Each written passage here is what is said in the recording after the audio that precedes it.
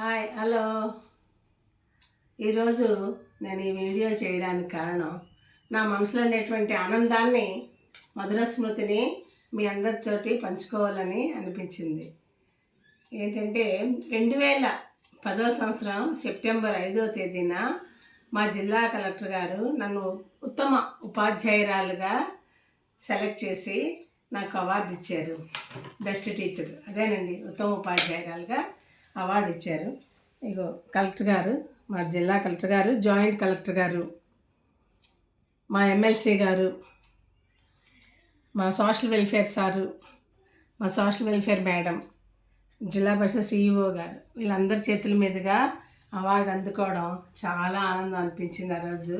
అలాగే ఈ మెమోంటో సర్వేపల్లి రాధాకృష్ణ గారి మెమోంటో కూడా ఇచ్చారు.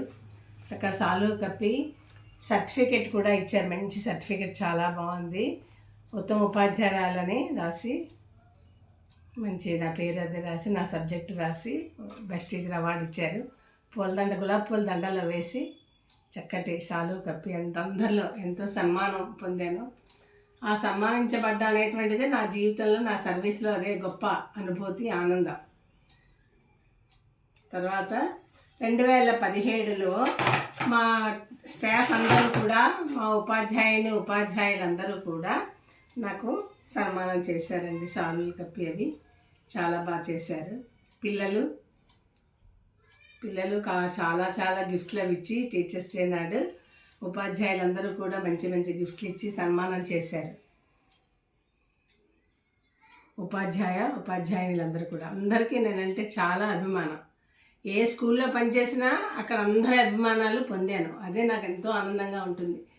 నేను మా పిల్లలతో సరే, ఏదైనా సరే, మన వాళ్ళతో అదే చెప్పుకుంటాను.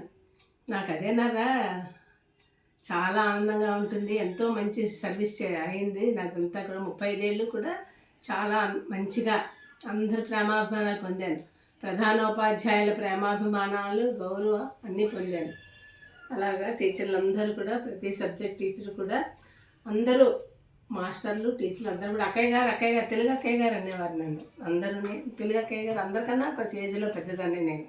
1-2 ఏళ్ళు అందరికన్నా పెద్దదాన్ని. తెలుగు అక్కయ్య గారు అనేవారు.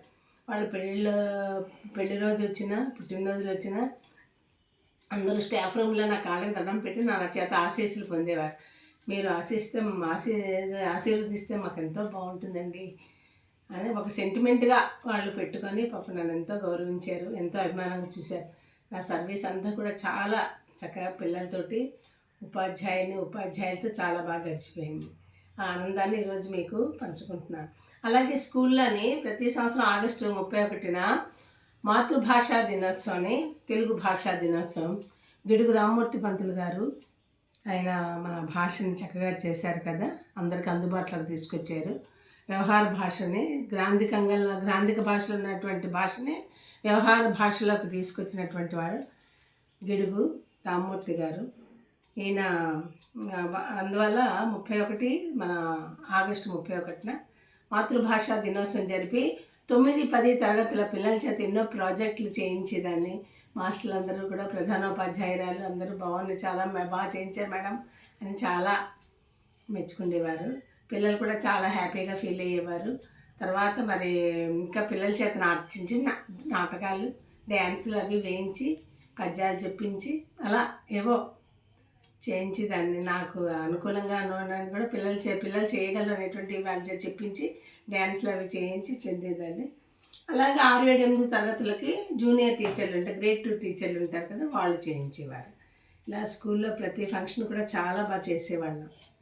ఇదంతా నాకు ఆనందం అనిపించి మీ అందరితో కూడా షేర్ చేసుకుంటున్నాను. అందరికీ